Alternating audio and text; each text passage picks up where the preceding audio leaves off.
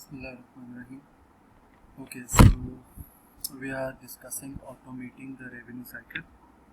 So as I said in previous recording, that there is a difference between automation and re-engineering. Right now we will be discussing automating the revenue cycle, and later we will be discussing inshallah re-engineering. Revenue cycle programs can include formatted screens for collecting data. Right मैं इसको explain करता हूँ. Edit checks on the data entered, instructions for processing and storing the data, security procedures, password और user IDs, steps for generating and displaying output. अच्छा देखें, अब ये सारे वो स्टेप्स हैं जो हम करते हैं रेवेन्यू साइकिल के अंदर जब हम रूटीन का एक मैनुअल रेवेन्यू साइकिल परफॉर्म करते हैं. ये जो डेटा कलेक्शन है, लाइक पीओ और आपके पास आएगा, या शिप बिल की कॉपीज़ बना के आपने आगे भेजनी है, या शिपिंग डॉक्यूमेंट आपने 4 जगहों पर सबमिट करवाने हैं, या क्रेडिट अप्रूवल आपने लेनी है, तो उसके मैनुअल आने की बजाय आपके पास फॉर्मेटेड स्क्रीन्स होंगी. जैसे आप क्विक बुक में मैम आपको डेफिनेटली कराती होंगी कि जब आपने लाइक क्रेडिटर ऐड करना है तो उसका एक फॉर्मेटेड आपके पास एक स्क्रीन आ जाती है, पॉपअप विंडो होती है, उसके अंदर आप डाटा एंटर करते हैं. बैंक अकाउंट एंटर करना है तो सेम है, कोई भी और चीज़, चार्ट ऑफ अकाउंट्स अगर आपने एंटर करना है तो सेम चीज़ें. तो आपके पास फॉर्मेटेड स्क्रीन्स होंगी जो डेटा कलेक्ट करती हैं. उसके बाद आपके पास edit checks on the data entered. हम चेक्स को एडिट कर सकते हैं, यानी कि आप कंप्यूटर के थ्रू चेक्स को जनरेट कर सकते हैं, आप मैनुअली ना करें. लाइक जब आपकी सैलरी शीट बनकर आएगी तो सैलरी शीट को ही आप जब आपके पास रिसीव होगी तो उसी के थ्रू आप डेटा वहाँ से चेक्स पर ट्रांसफ़र करके उसको इजीली प्रिंट कर सकते हैं.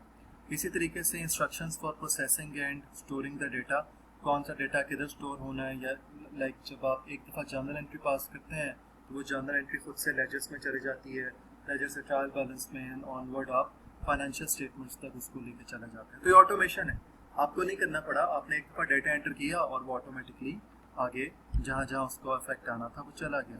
फिर सिक्योरिटी प्रोसीजर्स हैं, जैसे हमने भी सिक्योरिटीज़ की बात की थी हमने कंट्रोल्स में, कि हमारे जो एसेट्स हैं वो उनकी फिजिकल टेकिंग किसी और के पास होनी चाहिए और उनका रिकॉर्डिंग किसी और के पास होनी चाहिए. और हमने कहा था कि इसमें एसेट्स और इंफॉर्मेशन दोनों इंपॉर्टेंट हैं जब हमने एक्सेस कंट्रोल की बात की थी. तो अब हम इंफॉर्मेशन के एक्सेस कंट्रोल की बात कर रहे हैं. तो उस जब हमने इन्वेंट्री के एक्सेस कंट्रोल की बात की थी तो हमने कहा था कि हम स्टोर के गिर्द कोई फेंस लगा देंगे, कोई अलार्म्स लगा देंगे, कि कोई अनयूजुअल एक्टिविटी हो तो अलार्म्स बोल दें, फिर हम गार्ड खड़ा कर देंगे और बहुत सारी चीज़ें हम लोग कर सकते हैं.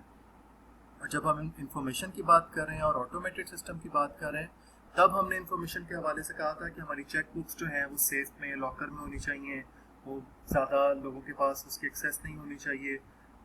फिर हमने कहा था कि जो हमारे जर्नल लेजर, कैश बुक, ये सारी चीज़ें हैं, इन सब पे भी सबकी एक्सेस नहीं होनी चाहिए, ये भी जो गिने चुने ऑथराइज्ड बंदे हैं उनकी एक्सेस सिर्फ होनी चाहिए.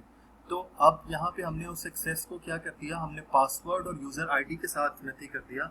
अब ये इसका सबसे बड़ा एक्सेस कंट्रोल है, ठीक है, इस इंफॉर्मेशन पर, कि आप जैसे आप भी लॉगिन करते हैं अपने अकाउंट में क्विक बुक के लिए, तो आपका लॉगिन पासवर्ड होता है, कोई और उससे एंटर नहीं हो सकता. और आप जब ईच टाइम उसको ओपन करते हैं लैब के अंदर तो आपका जो पिछला डाटा होता है वो उसके अंदर स्टोर होता है.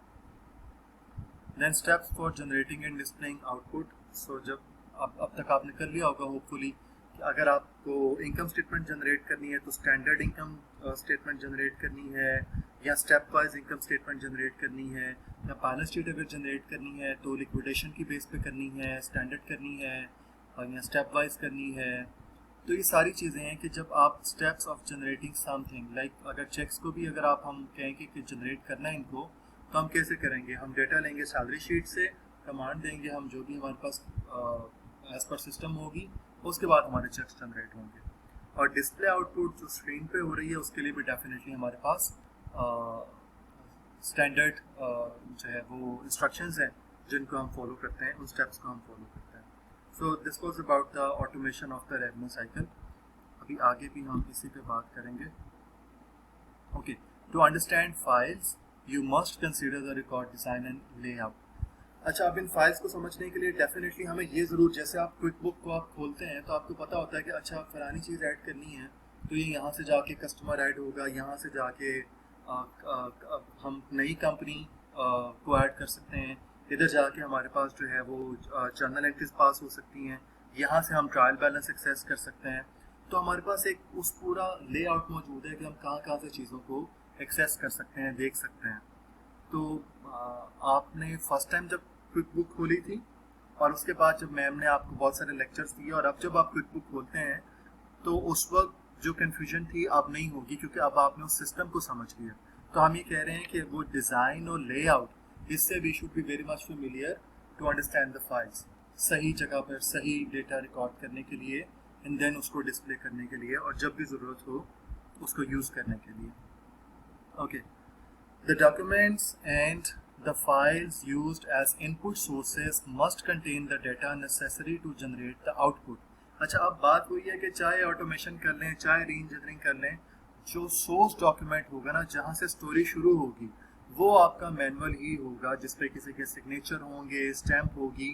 उसके बाद फिर आप चाहे इसको 70 जगहों पर ऑटोमेशन पे डालें, री-इंजीनियरिंग पे डालें, स्क्रीन्स जनरेट करें, आउटपुट जनरेट करें, up to you, whatever you want to do with. लेकिन जब ऑडिटर आपसे पूछेगा, जब कंपनी का मालिक आपसे पूछेगा, जब कोई सेंसिबल आदमी जिसके पास कोई अकाउंटिंग की थोड़ी बहुत नॉलेज है, वो आपसे पूछेगा ये डेटा आया कहाँ से। ठीक है, आपने डेटा लिखा है फाइनेंशियल स्टेटमेंट्स में, ये कहाँ से? आप कहेंगे ट्रायल बैलेंस में। ट्रायल बैलेंस में कहाँ से आया? लेजर से। लेजर में कहाँ से आया? जी जर्नल से। जर्नल में कहाँ से आया? जी जेवी से। वाउचर बनाया था हमने। तो वाउचर आपने क्या सोच के बनाया? वो जो आपने सोच के नहीं बनाया, वो आपने देख के बनाया। वो सोर्स डॉक्यूमेंट जिसकी यहाँ पर बात हो रही है कि सोर्स डॉक्यूमेंट के थ्रू ही आप कोई भी चीज़ जनरेट करेंगे और वो सोर्स डॉक्यूमेंट कंप्लीट होना चाहिए, ऑथराइज्ड होना चाहिए और उसमें कोई ऐसा फ्लॉ नहीं होना चाहिए कि बाद में आपको इस चीज़ को कैंसिल करना पड़े जो आपने एंटर कर दिया। So this is very clear, the documents and the files used as input source must contain the data necessary to generate the output reports। अब अगर आपने सेल्स की एंट्री पास करनी है तो आपके पास एक सेल्स वाउचर आना चाहिए, ठीक है, जेवी आना चाहिए। जो जेवी आपके पास आएगा तो उसके ऊपर बल्कि जेवी तो आप अकाउंट्स डिपार्टमेंट में आप खुद बनाएंगे। आप किस बेस पे बनाएंगे? जब आपके पास एक इनवॉइस की कॉपी आएगी कि हमने कंपनी ABC को ये चीज़ें इतने रेट पे बना के भेजी हैं, ये टोटल अमाउंट है, जब उसके ज़िम्मे है, उसने हमें पे करनी है, अब वो हमारा अकाउंट रिसीवेबल बन गया। ठीक है, तो अब वो जो इनवॉइस है ना, वो हमारे पास डॉक्यूमेंट है और उस इनवॉइस का सोर्स डॉक्यूमेंट क्या है? उस इनवॉइस का सोर्स डॉक्यूमेंट परचेज ऑर्डर भी है और आपका गेट पास आउट भी है। वो दोनों उसके साथ अटैच होंगे और गेट पास आउट और इनवॉइस दोनों सिंक्रोनाइज्ड होंगे जैसे हमने डिस्कस किया था। और ये जो इनवॉइस बुक और गेट पास आउट बुक है, ये दोनों प्री नंबर्ड बुक्स हैं, तो इन पे नंबर मेंशन होंगे, इनवॉइस पे गेट पास आउट का और गेट पास आउट पे इनवॉइस का नंबर हम मेंशन करेंगे, तो ये सिंक्रोनाइज्ड होगा। I hope this is clear. Okay, then computer based accounting system. Computer based accounting system जैसे हमने पहले डिस्कस किया, एक ऑटोमेशन है और एक हमारे पास री-इंजीनियरिंग है। Computer based accounting system technology can be viewed as a continuum with two extremes, automation and re-engineering। Automation मैंने आपको बता दिया, use technology to improve efficiency and effectiveness. Efficiency और इफेक्टिवनेस हम इंक्रीज कर रहे हैं, बट 99% प्रोसीजर सारा वही है, स्टेप सारे वही है, ठीक है, बट ऑटोमेशन होने से एफिशिएंसी और इफेक्टिवनेस इंक्रीज हो गई है। री इंजीनियरिंग क्या है? Use technology to restructure business processes and firm organisation. करना, गोल अचीव वही करना है जो पहले मैनुअल से हो रहा था या ऑटोमेशन से हो रहा था, लेकिन अब हमने उसका तरीके का स्ट्रैटेजी चेंज कर दी है। पहले 5 स्टेप्स में अगर मैनुअल होता था तो आप शायद 6 स्टेप्स में हो या 3 स्टेप्स में हो, लेकिन ये री इंजीनियरिंग हो गई है अब इसकी, ठीक है, और इसके एफिशिएंसी और इफेक्टिवनेस ऑब्वियसली बढ़ गई है। ओके जी, इसके बाद है हमारे पास re-engineering sales order processing using real-time technology। Now we will be talking about re-engineering। So sales order processing को अगर re-engineering करें in real-time technology तो जी ये चीज़ें हैं हमारे पास। Manual procedures and physical documents are replaced by interactive computer terminals. ये बात हो गई कि जब हम मैनुअल को लेकर जाएंगे कंप्यूटर्स पर, मशीन्स पर, तो हम कहते हैं कि ये अब इधर री इंजीनियर हो गया और ऑटोमेशन हो गई। लेकिन चूंकि यहाँ पे री इंजीनियरिंग की बात कर रहे हैं तो प्रोसीजर्स भी यहाँ पर चेंज होंगे। इसको मैं आगे एक्सप्लेन करता हूँ, ये बहुत मुख्तसर स्लाइड है। ओके जी, एडवांटेजेस ऑफ रियल टाइम। इन एडवांटेजेस से आपको क्लियर हो जाएगा। देखें, it shortens the cash cycle of the firm by reducing the time between the order date and the billing date. देखें, जब ऑटोमेशन जब री इंजीनियरिंग होती है ना, तो चीज़ें थोड़ी फास्ट ट्रैक पे चली जाती हैं, जल्दी जल्दी होना शुरू हो जाती हैं, क्योंकि मैनुअल डिलेज नहीं होते उसके अंदर, वो ऑटोमेटेड है। तो वो मशीन्स अपने हिसाब से करती रहेंगी।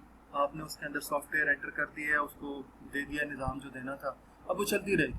आपने बस इनिशिएट करना है प्रोसीजर को, एंड तक वो खुद ही उसको लेकर जाएगी। तो होगा क्या, एक दिन में हमारे पास अगर कोई ऑर्डर आया है और हमने उसकी शिपमेंट कर दी है, तो same day shipment same day billing हम अपने पास उसको जनरेट कर सकते हैं। हाँ, अगर जब आप मैनुअल की बात करें तो वो सारा प्रोसीजर हमने देखा था, उसके अंदर डिले हो सकता है, ठीक है। तो ये रियल टाइम में तो हम वैसे भी पता है कि जैसे जैसे चीज़ें होती जाती हैं हम उसको अपडेट करते रहते हैं।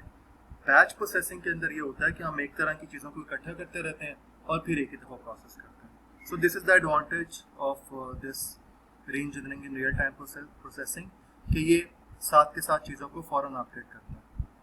और ये पॉइंट जो है ये टिपिकली रेवेन्यू साइकिल से ही रिलेटेड है। ओके जी, then better inventory management which can lead to a comparative advantage. Definitely better inventory management है।